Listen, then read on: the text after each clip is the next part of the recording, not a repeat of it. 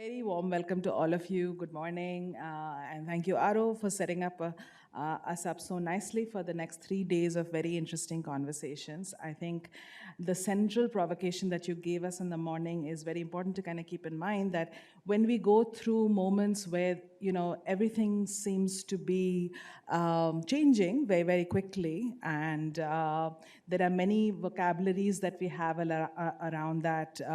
The word polycrisis has been used many, many times by many people. The confluence, the intersections across polycrisis is something that we deal with. But it is important to remember also in that moment that this has happened before, that there are very, very radical world system changes that we have historically seen through, and many of those changes have actually emerged from the kind of movements, the kind of structures, the kind of responses that have emerged from the margins. So on that relatively hopeful note, I hope we have like a really good set of conversations in the next few days. We are starting with a very interesting panel, Navigating Urban Margins, Rights to the City. In your schedules, you will see that there are 4 papers as the part of this session, but we actually have 3 papers. One of the speakers could not join us today. So we have a relatively longer amount of time per paper, but I would still ask all of the speakers. We have 1 speaker online, 2 of them are here, but I will request all of you to kind of hold to about 15 minutes. Divya here is helping us keep time, so please just keep a lookout towards her in terms of the time check that she would be doing. I just want to kind of set this up a little bit in terms of, I really enjoyed reading all your papers, the small abstracts that you sent.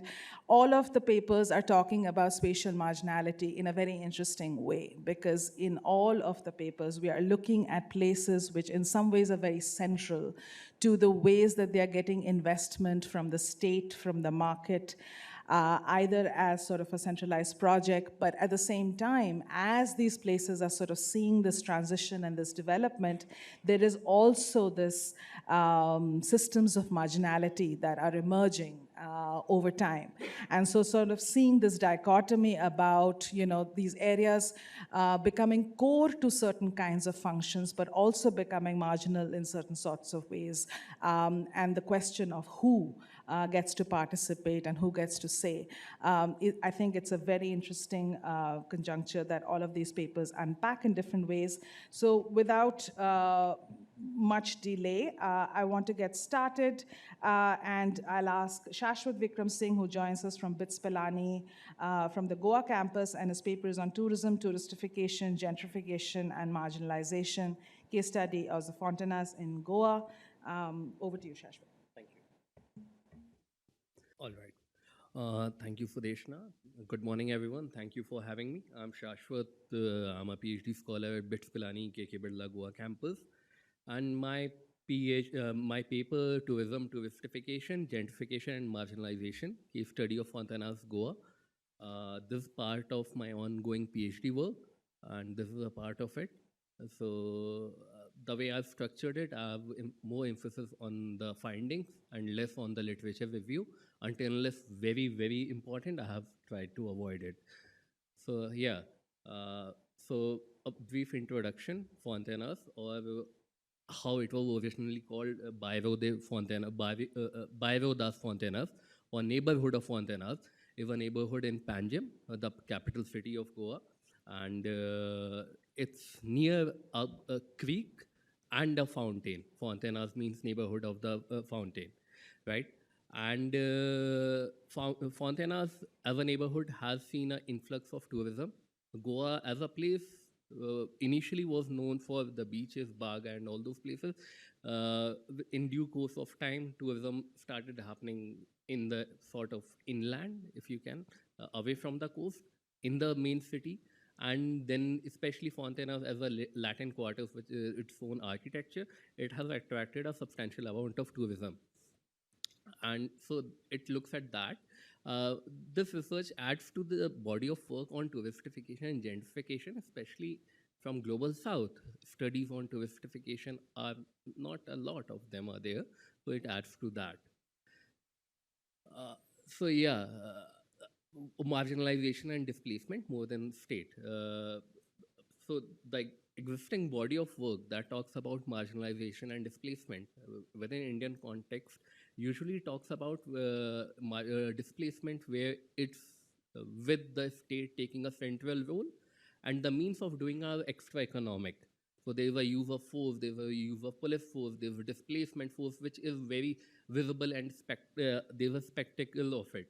But Goa in general and Fontainhas in particular, when you look at it, this process is much more market driven.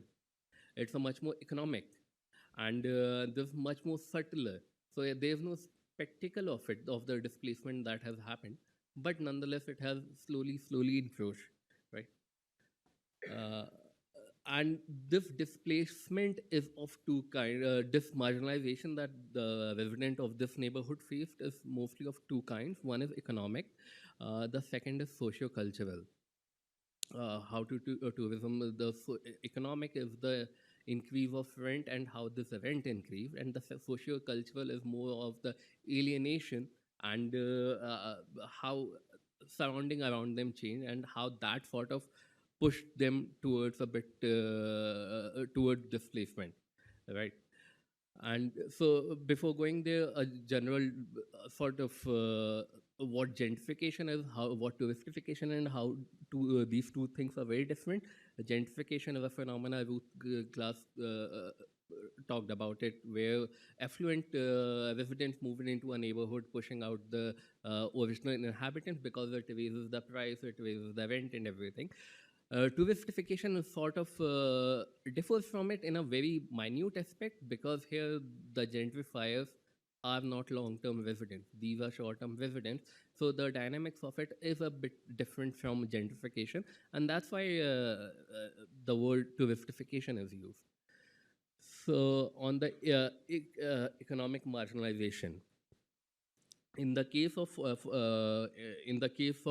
Panjim, due to 2011, in 2011 it was declared a conservation zone under the JNURM Urban Renewal Mission, and especially in Fontainhas, it was declared a conservation zone, a heritage neighborhood. So they were put a lot of restrictions were placed on the sort of development, redevelopment that can take place, the sort of construction that you can do. The result of that was the residents were there to force to sort of keep the architecture as it is.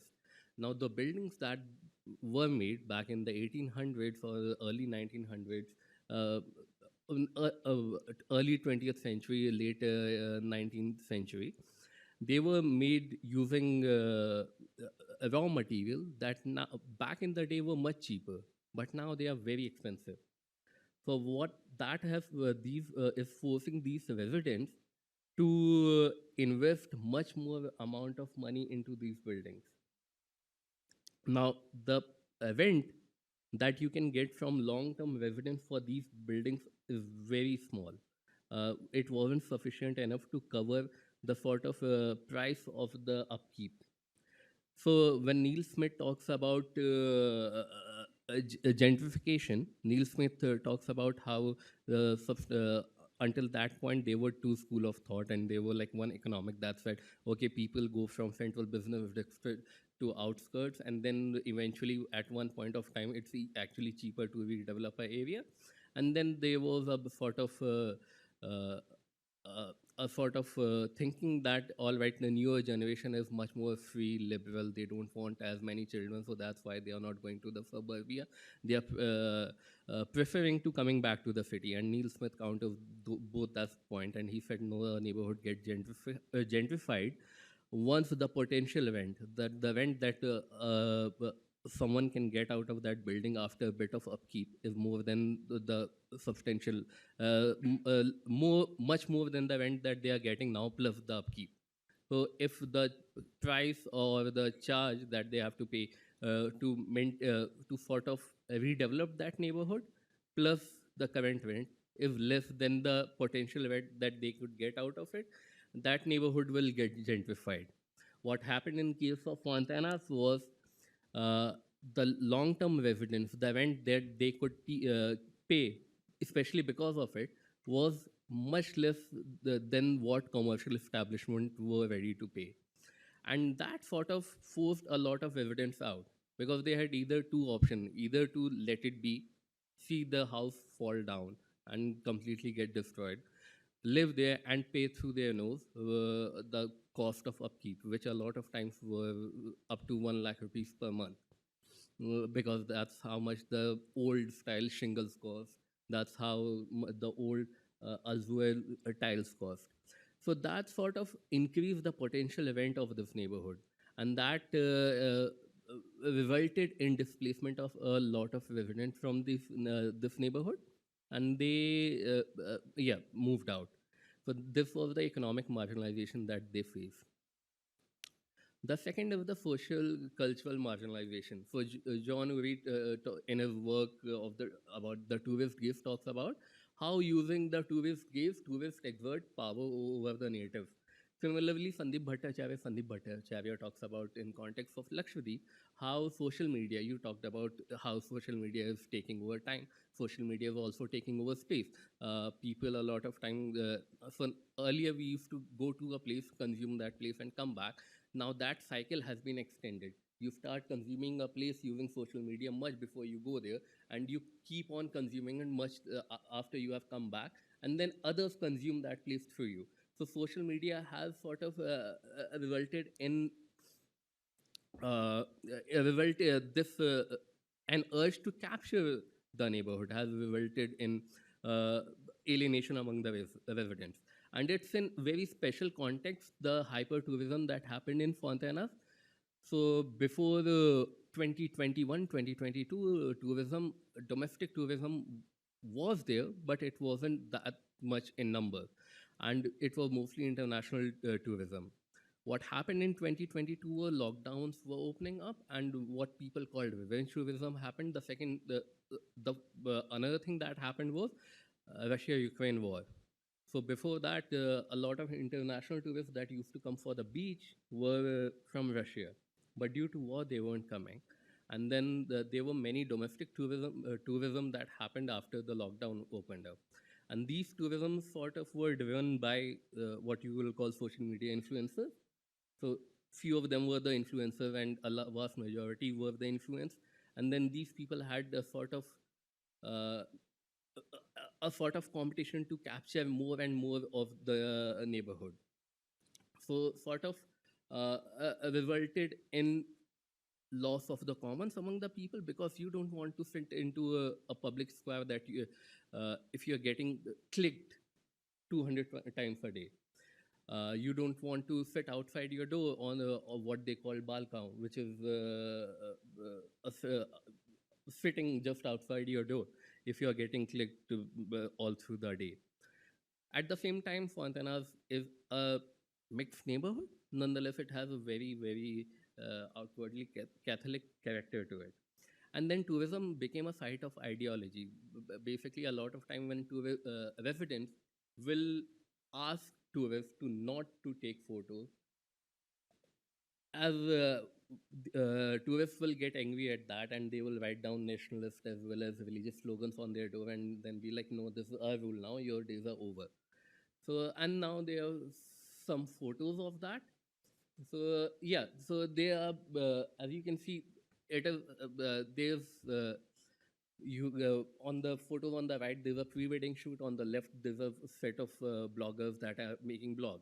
And this happens so I, the method that I use was oral historical method, where I got these insights and photographic analysis. And so here, this happens according to these evidence around 200 to 400 times a day. That different bloggers come outside their door, make a blog about their house, and then go back. And then there's sort of lots, so a lot of cafes, they have started outside sitting. This used to be public places where children used to play back in the day before hotels and cafes took over.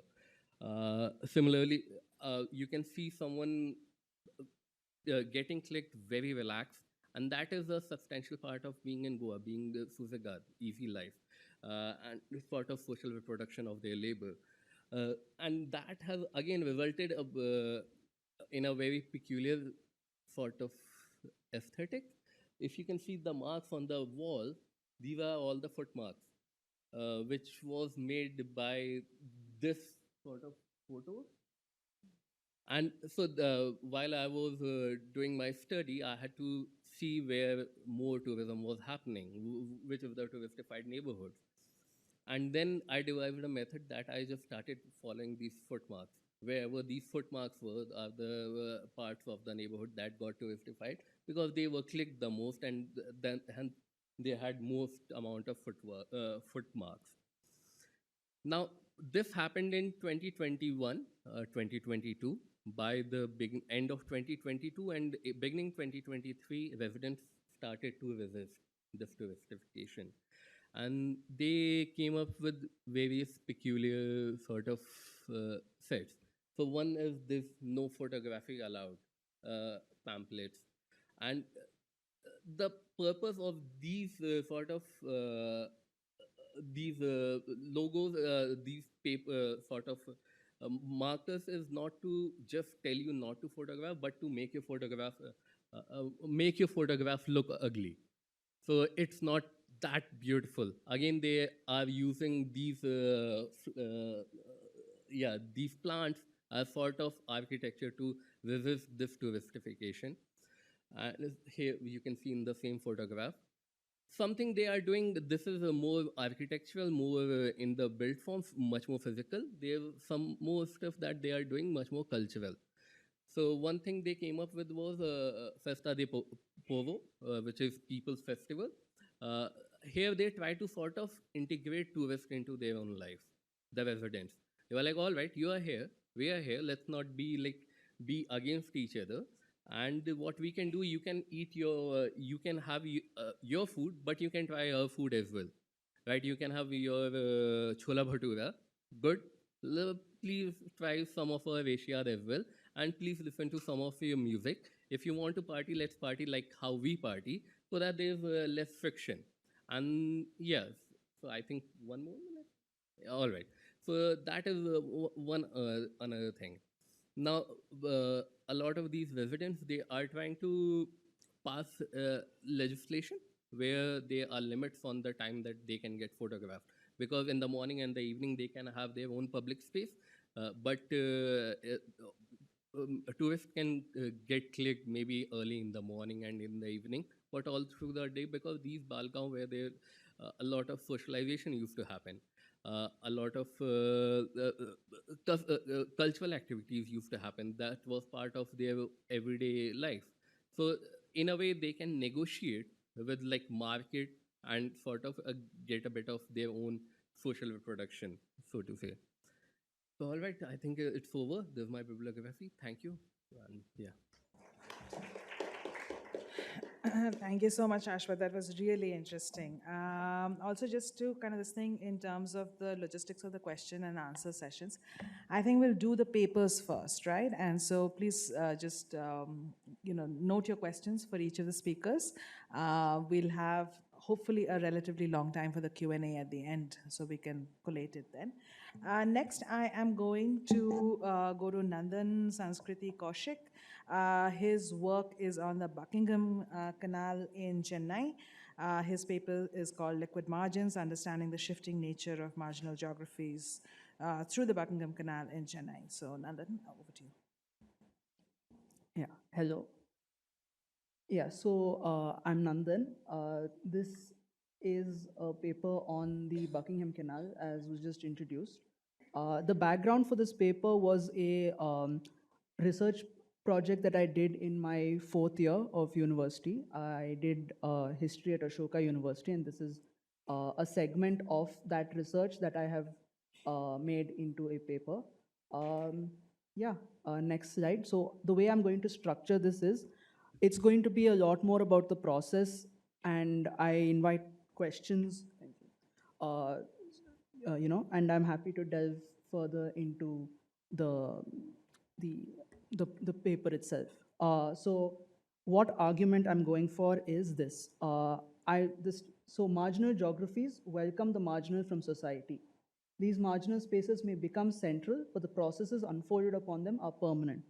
So is marginalization a processual and reversible process? This is what I'm trying to investigate. The Buckingham Canal goes through a large part of the city, but it also has a very long history that has gone through several phases. The way I've structured this is by taking each dominant theme of a phase and looking at the canal through that. So this is my structure. There are three periods as I see it in the canal. There's the period of construction or colonialism. You can see the canal in the right-hand side of the photo. It was built over a very long period. It actually goes on beyond 1879, but it was opened for use in 1879. The second period is when transport was conducted on the canal, and so it was in use. This is from 1879 to the 1950s, into the 1960s as well, but by the 1950s, use had dwindled. And finally, when use dwindled, the space of the canal was used for informal housing, which today that is something that is changing as well, and I will get to that as well. So a brief history of the canal. It was built as a private transport canal by an East India Company official, Basil Cochrane. And this canal was taken over by the Madras government. In 1836, it was taken over by the Madras government, but it was not used until the Madras famine of 1876 to 79. And in that famine, it was extended as a famine relief measure. In 1897, it was opened, it was finalized, the path of the canal was fixed, and it was used as transport, but it faced competition from the railways. This competition carried on into the 20th century. During World War II, the canal managed to get a brief upsurge of use, but by the 1950s, the railways had once more taken back their position, and even though the canal was declared a national waterway in 1957, its use continued to dwindle. And finally, in the mid-1960s, the government decided to no longer pay for its upkeep. And after that, the canal went out of popular use. Now, in the first phase and the second phase, the canal was very much a central project. Central in the sense that it was something that had a lot of state and popular attention focused on it. In the first phase, it was a private canal, and it was then a state canal. And it was used by people coming from the north to sell goods in the city.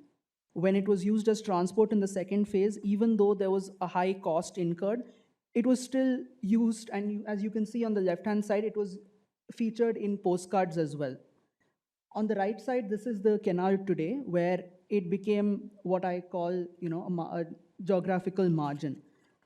However, in the last 20 years, there has been a move to restore the canal.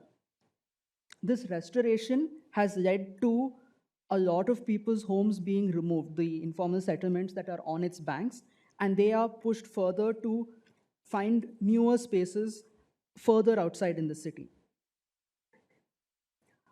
Now, the way I've gone about this is I've used archival material. I have used, I say newspapers, but primarily the Times of India archives that were accessed through university subscription. Secondary sources, I have focused a lot on various events and various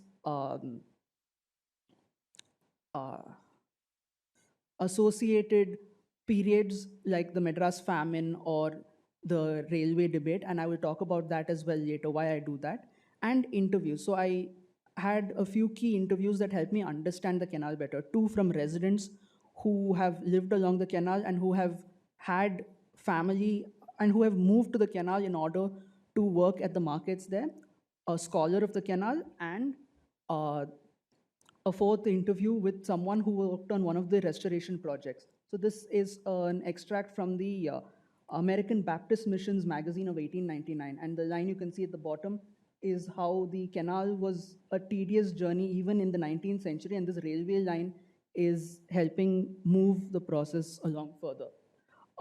So there is not much work that's been done on the canal, which is why I've had to rely on a lot of associated secondary sources. Russell wrote a very technical book on the canal in 1897. Hemachandra Rao was a non-academic researcher of the canal who set up a museum in his house. He unfortunately passed away just before I started this work. Karen Kolo and Bhavani Raman are both scholars who have worked with the canal in their work, but have not centered any work around it. This is a question that I wanted to pose today in the talk. This is something that I have been thinking about a little bit prior to this talk, is how much does path dependency play into this process? So this is just a rough example of path dependency on the left. And what I've illustrated here on the right is that what is happening here is an attempt to return to an imagined earlier state, where this restoration process takes place with an idea of bringing ferries to the canal, of creating a very gentrified view of the canal where it's an aesthetic beauty. However, as I have mentioned about the history of the canal, it was not a very straightforward process, nor was it ever a space that was gentrified in the past. So is this an imagined past that is being projected back in order to create a new space? And so I ask, marginalization is reversed, but the effects of marginalization before and after remain. And so they are treated as unwanted. A brief summary. So there were three themes that highlight the phase of the canal's life. First, a highly acclaimed project that lost its position to the railways with rising costs and slower travel time. The marginalization of the canal was a slow process before official abandonment. It was taken up for restoration in the early 2000s, but again, this restoration was taken up by various groups, not just the state. There were some private groups, some associated with the Netherlands as well, that have attempted to create a restored canal. And finally, restoration sees the canal in imagination, not in action. It leads to the displacement of those who have taken up there, who have space along the canal, which in the process of creating this restoration are being displaced. Yeah, I've gone through the research more on a background level, so I really invite a lot of questions when we move to the question and answer phase, because I'm very happy to go through what exactly a lot of my research entailed and brought out. Thank you. Thank you, Nandan. That was really interesting. Okay, so we have one of our speakers online. It's the first paper that will show up on your schedules, The Broken Edges, Politics of Imagination, Expansion, Marginalities and the Right to Ernakulam City. This is Jose Deepak. He's joining us from the Indian School of Public Policy. Jose, over to you. Is he online? If there's no response, should we go to some questions and then come back to him? Okay, sure. Okay, while we wait for him to join, I think I'll just start off with, I had a couple of questions for both of you. I'll start with that. So, Shashwat, really interesting to kind of hear from you. And, while many of us are sort of familiar with the literature on gentrification and Neil Smith's work on the rent gap, etc., I think what you told us today was quite interesting and takes us beyond into an area of social media influencers and the kind of role that they are doing and sort of not only creating, the final outcome in terms of a new economic geography in which we kind of see this displacement of the early population, but even before that happens, it's also sort of creating a new aesthetic, a new place, a new destination, a new imagination of it, which may have very little to do with the place itself. So I think that actually is a really nice provocation to kind of even conceptually think about, like, how do you hold it? Because Neil Smith's rent gap does not hold this, right? And so I think that's a really interesting provocation there. But I want to understand a little bit more from you that, the term gentrification has been used. I mean, when Neil Smith was writing about this, when a lot of the literature on gentrification was coming out, it was in the context of New York. It was in the context of this kind of spatial movement that you could see where the urban fabric was changing in a way that was discernible. There was a pattern to it. When we look at a lot of Indian cities and regions, we actually see a fragmentation. the gentrification sits alongside urban marginality, and there are these pockets that sort of go back and forth. So I just want to kind of understand that a little bit, that while heard the economic argument that you put forward, but what form is this taking? Is this really gentrification, or is this more of a patchwork that is emerging? And why are people getting displaced? Are there other models of, for example, renting out their properties for tourism, etc.? Are there those kinds of land market movements that are also happening there? Should I answer this question, or should I take more questions? No, just for now, this one. I was just waiting for him to join as well. So, yeah, maybe after so just this question. So yeah, the gentrification, when we look in context of Fontainhas or in context of Goa, it is a patchwork. Nonetheless, there is an intensity to it in the way that it happens. So basically, initially you would have a few holiday homes coming up. Then those holiday homes will turn into a few cafes that will open up to cater to those holiday homes. Then you will have few social media influencers that will come to see those cafes and make content about those cafes. Then you will have sort of mainstream tourism, that is pre-wedding shoot, corporate clientele, and everything that will come up. Then you would have so for social media influencers, you will have boutique hotels. Then for main sort of tourism, budget hotels will open up, and then that would be like the final nail on the gentrification. That is the point where you would have very less residents, original residents remaining. So what has happened in Asagaon, what has happened in Vagator, what has happened in Kanduling. Fontainhas is fascinating because it's somewhere in the middle where residents are resisting this sort of onslaught of tourism industry.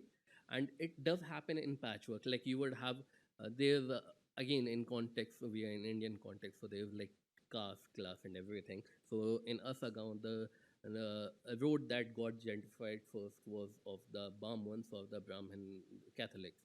That was the neighborhood that got gentrified first because that was in the most beautiful of the neighborhoods. And then eventually it started to sort of seep out to areas of other castes. And then eventually it engulfs the whole neighborhood. At this point, you have less residents of very few original residents. What they do for until unless they are not engaged in tourism directly within that neighborhood, they prefer to move out. There would be a chunk of residents that in place of renting out, they open their own cafe, so they will stay there. Again, a lot of those, what happens in a few families, in Fontainhas especially, the land sizes are very small. So what happens usually is like, all right, if there are four brothers, one of them will get, three will move out, and like all four will move out. The rent will get divided into four. So yeah, this is how that is coming up. All right. So we'll continue the Yeah, conversation a little bit more. Jose, good to see you online. I gave a brief introduction to your paper, so over to you. You can start your presentation. We have about 15 minutes. Okay, 15 minutes to present or including the Q&A session? Actually, since we're running a little bit short on time now, I would say 15 minutes. If you can, if you can wrap up in 12 minutes, and we can take a couple of questions after that. Definitely. Yeah, thank you. Thank you so much, ma'am. And I'm really sorry for the delay. And I'm expressing my gratitude to the Indian Institute of Human Settlement for giving me this opportunity. And I'm starting my presentation. So is my presentation visible on the screen? Yes, it is. Thank you so much. So I'm going to present my topic, and it's titled as The Broken Edges, Politics of Imagination, Expansion, Marginalities, and the Right to Ernakulam City. So I am looking this issue in the context of Ernakulam, where I'm coming from, and I'll be dealing with two major issues that happened in the growth of Ernakulam. That is the marginalization of the Vipin Island and the accumulation by disposition event happened in Mulampulli, that is very near to Allapada, where there is an international container terminal, which is the first of its kind in India, has been set up. So I'll be looking into the technologies of these marginalities and how these marginalities are being produced and what is the logic that is being used to normalize these kinds of subordination of rights over the concept of development or expansion. In Malayalam, we call Malayalam is a language in Kerala, so Malayalam we call development as Vigasanam. Vigasanam actually means expansion. So that's how I came to give that title name, that expansion. So this event is not an isolated event. It's actually connected to the global capital. If you look into the Vallarpadam container terminal, so that's an investment made by the DP World, actually DP World Dubai Port World. So that's how globalization is connected into the entire event that is happening in the local area. This is a particular scene or specific to. It's not very specific. Like it's general to the South Asian nations or the third world also. So yeah, so I'll start with this book of Ferguson, The Anti-Politics Machine. So in this, Ferguson is arguing that the notion of development is this is covered in this apolitical form. So I'm talking about the book, The Anti-Politics Machines of James Ferguson. So he's talking in the context of developmental activities that is happening in the newly what we can call the newly independent nations after the Second World War, particularly in terms of a country called Lesotho, where this development is happening in the name of World Bank. World Bank is funding the development, but that is not reflected in the grassroots level. So he's saying that this World Bank is putting this notion of there is a modernization theory in economics. So it means that you will go from agriculture to industry to service sector. So this is a linear development, and this will happen in every country if they try to follow the path of the Western nations. But this is not happening. But the inequalities are increasing, and Ferguson is saying that it is because of the alienation of politics that is there from the developmental activities. Without considering the politics of the city or the particular area, you cannot understand the notion of development. Then we are coming to David Harvey's concept of city making. So he's saying that city making cannot be seen in isolation. It is a global concept. It's an expansion of global capital.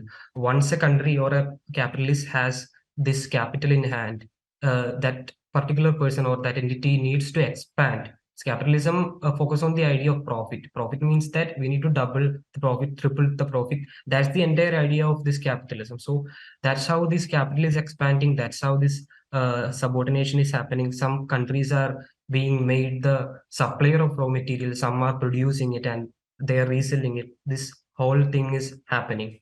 And the notion of development also brought an idea of development, which is subordinating the idea of rights that's mentioned in our constitution and all.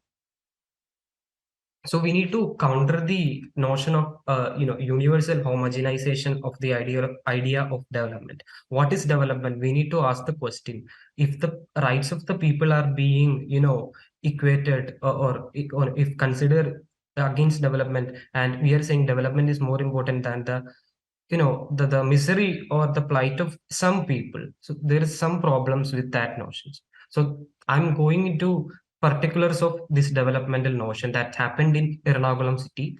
I'm particularly focusing on Vipin. So the story of Vipin is, it's pretty interesting. So Vipin is an island which was connected to the mainland Ernakulam through water transport, inland water transport till 2004. After that, there comes a Gosri bridge that connects the island to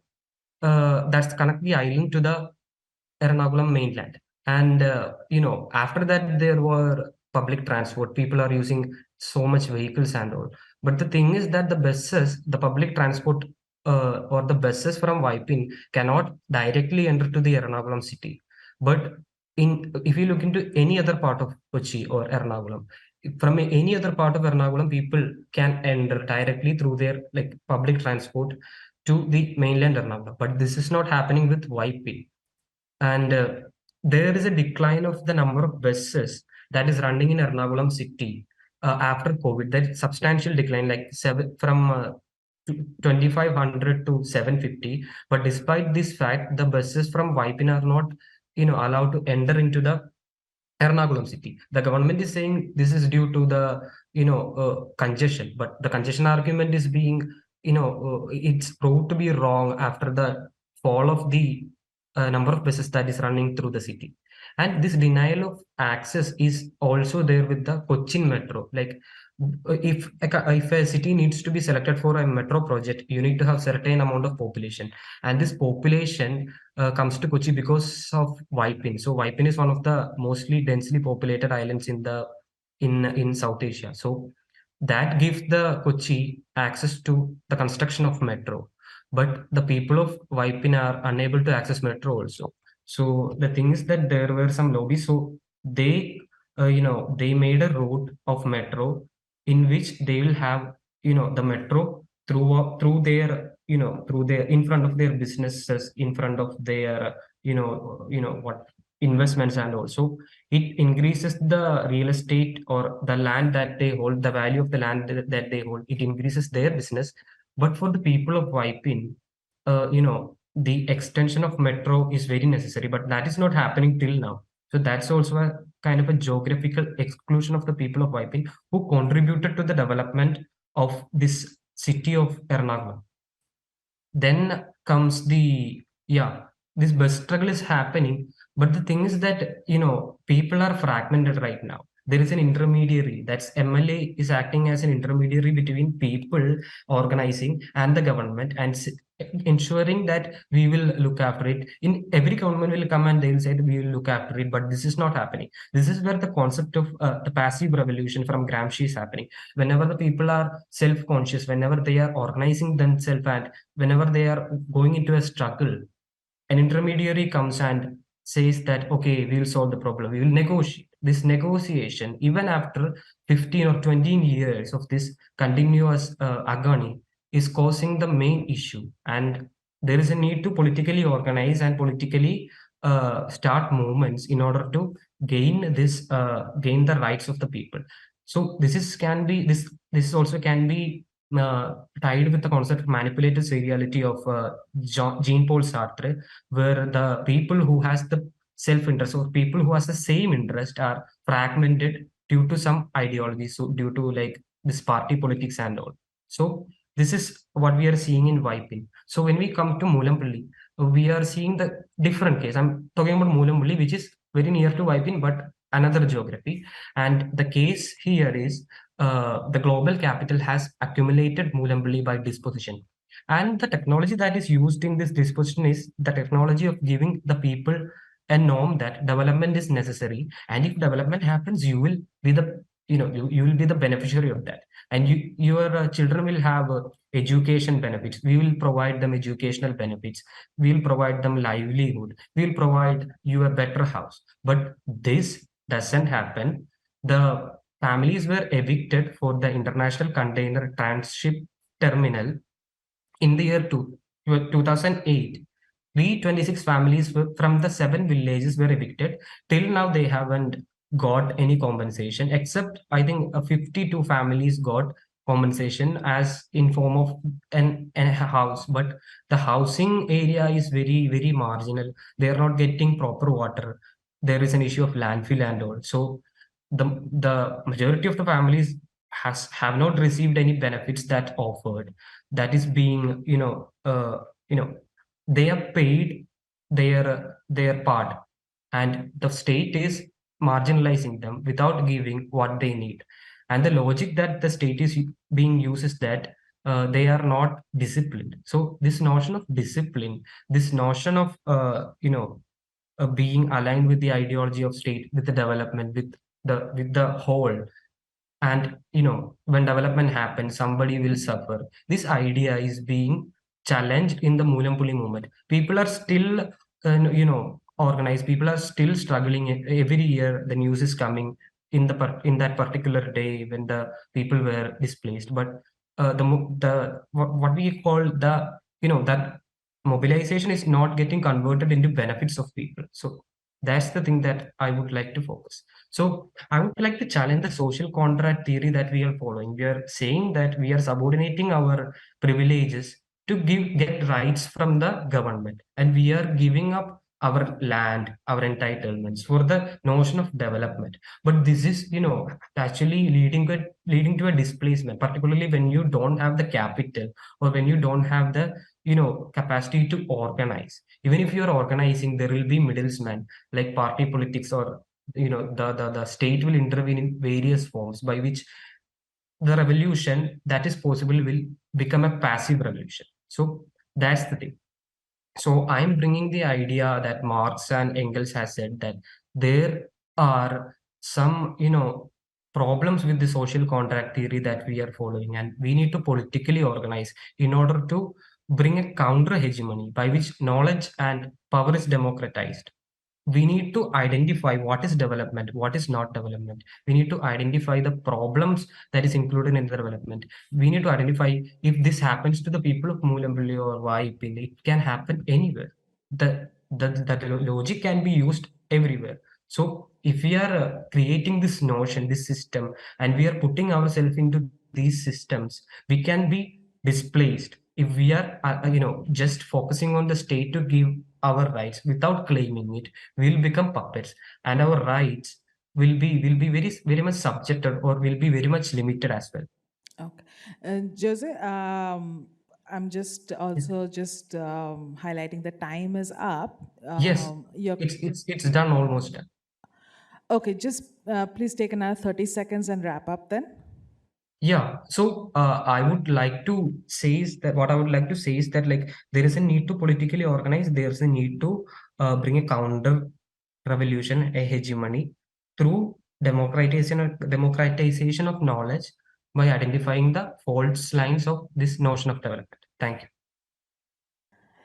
Thank you so much. Okay, so we still have a good 10 minutes. So just in the interest of time, I want to actually open up the floor and take a set of questions. I will add my questions to that, and then hopefully we'll have some time for at least one round of responses from all the speakers. So, questions? Yeah.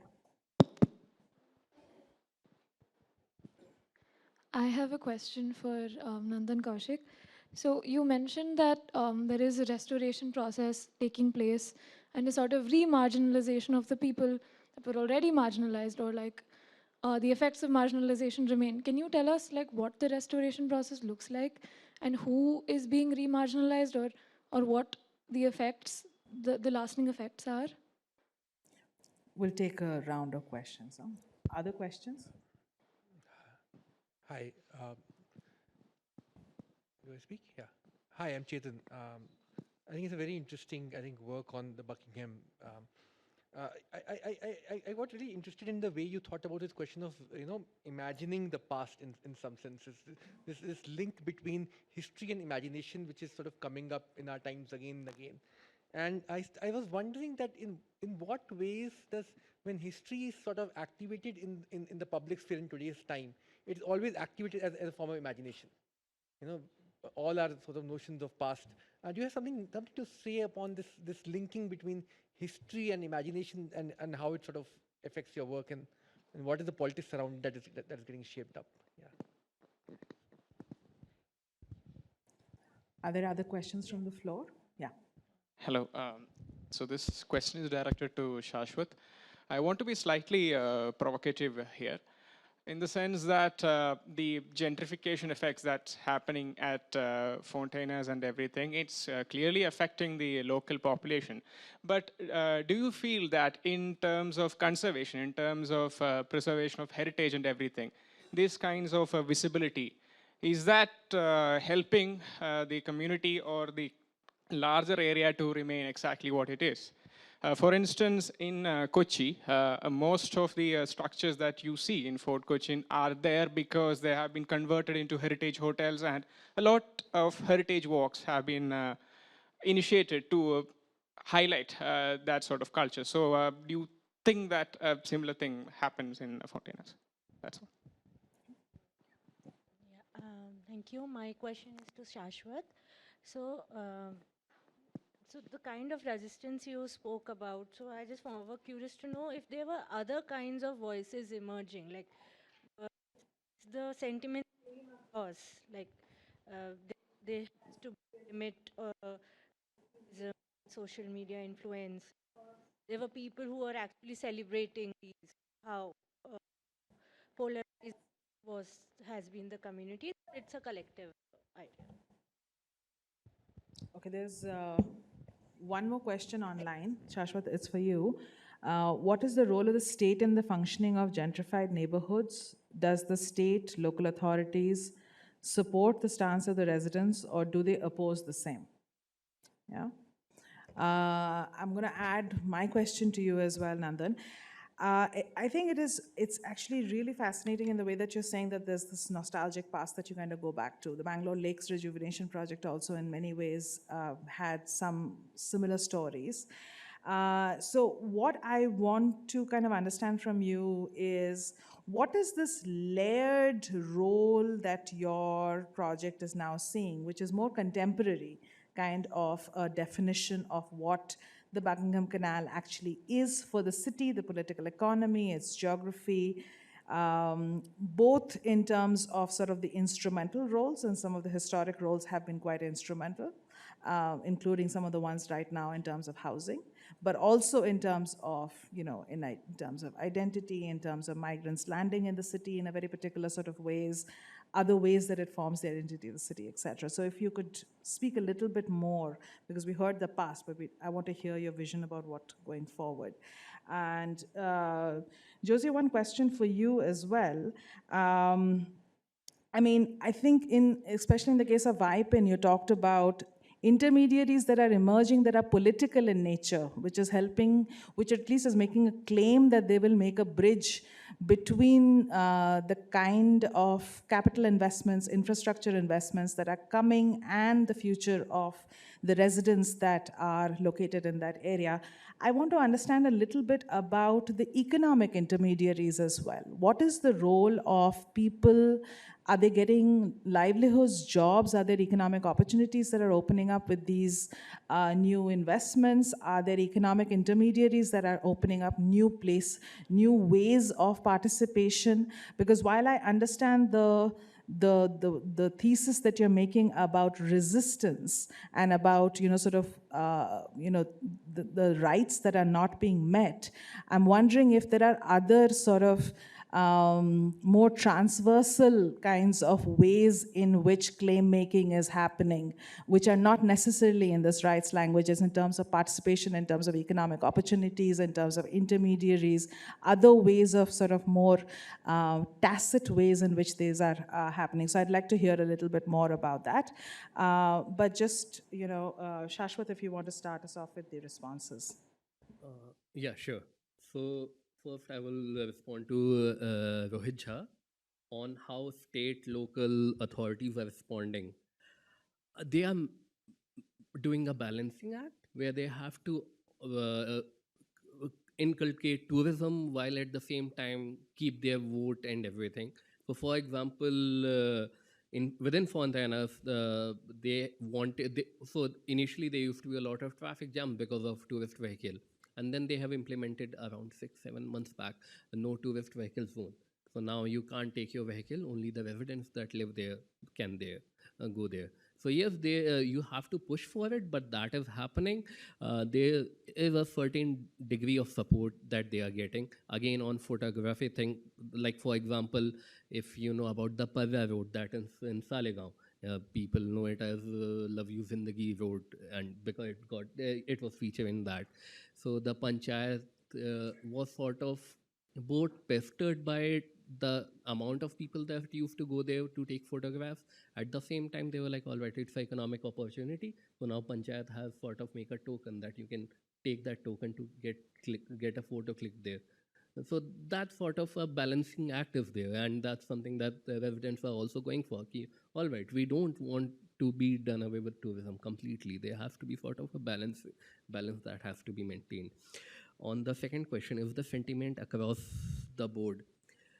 So Fontainhas is different from other neighborhood because it never had like salt of the earth working class population. It was semi aristocratic population. It was always a affluent neighborhood. So it does not have the class that benefited. So people, very fascinating interaction that I had with one of the person who was from the fishing community, but now is a cab driver. And I asked him, all right, people are complaining about tourism, not in Fontainhas, some other neighborhood. And I'm like, in Konkani, he said, Bhatkar Sadhya Khit Khit Karta, which means landlords love to complain. They're again complaining. That's what they have always done since the time immemorial. So yes, there are people who are sort of engaging in tourism who were from very subaltern section of the society, from the margins, but now they have found a good livelihood to tourism, and they are okay with that. Within Fontana's, the intensity differ. Some people want to ban tourism altogether. They talk about how anti-tourism action happens in Barcelona. We need something of those sorts in Fontana. And then there are a few people who are like, all right, we can have a few boutique hotels, maybe one in every road. That's it. Or maybe few cafes. That's it. We can't have every house be converting into holiday homes, which sort of segues to your question. Is it helping in conserving the community? But again, conserving for whom? That would remain the question. And if we have to conserve everything, then why conserve anything in the very first place? Like, what is the point of conserving? We break things and make new things. If we conserve wheat, we can't make bread. So sometimes, if the conservation is getting in the way of the dynamic sort of change of the neighborhood, that we can. Like, I'm not against conservation, not the neighborhood, residents itself. We have to just look at, like, you have to make some adjustments. For you can't be very hard and on the rules. No, you can't do anything. Perhaps something for the neighborhood. Yeah, Nandan. Yeah. Okay. So the question on restoration.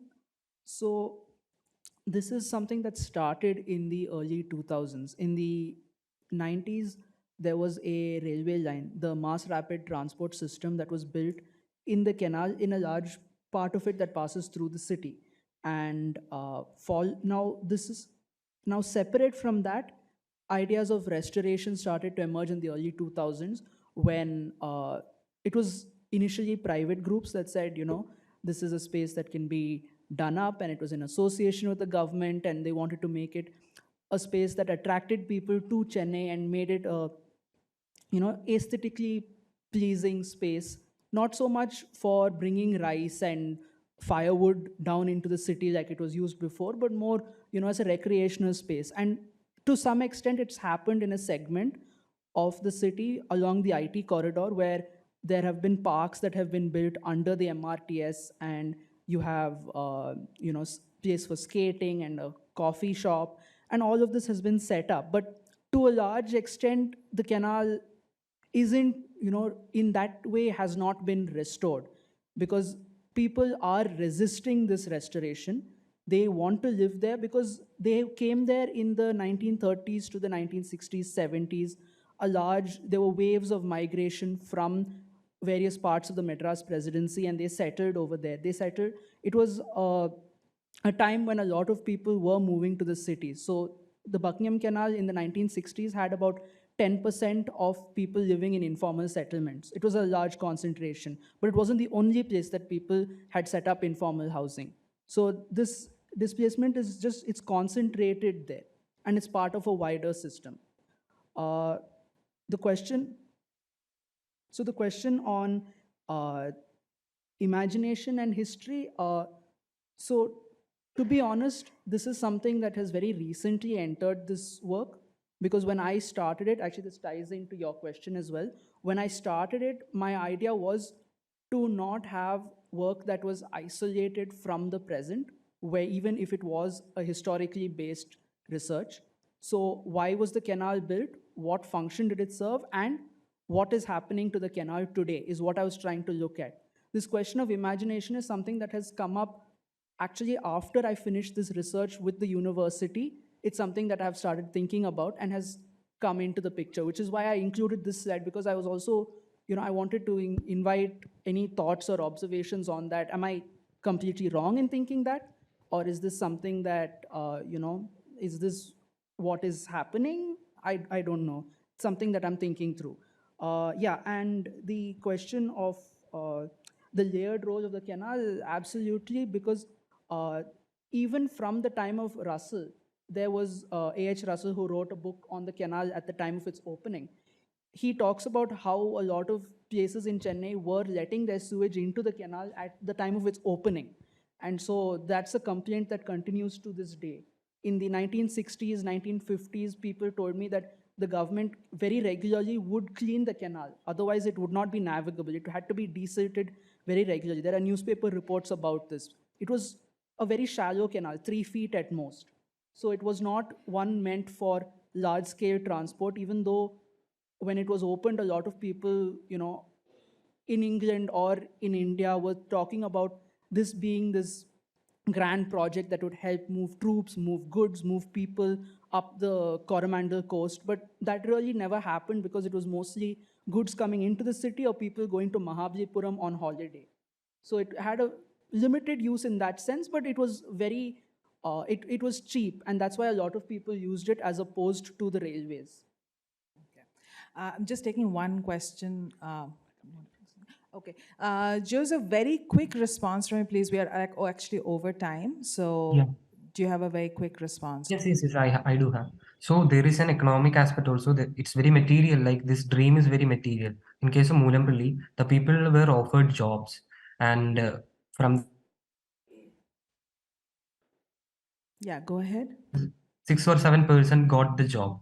So that's the denial of that material aspect that happened. And in Vipin, like nearly 20,000 people are traveling from Vipin to Ernakulam mainland. And because of the lack of connectivity, people are getting down at the border of Vipin and they are paying extra 16 rupees a day.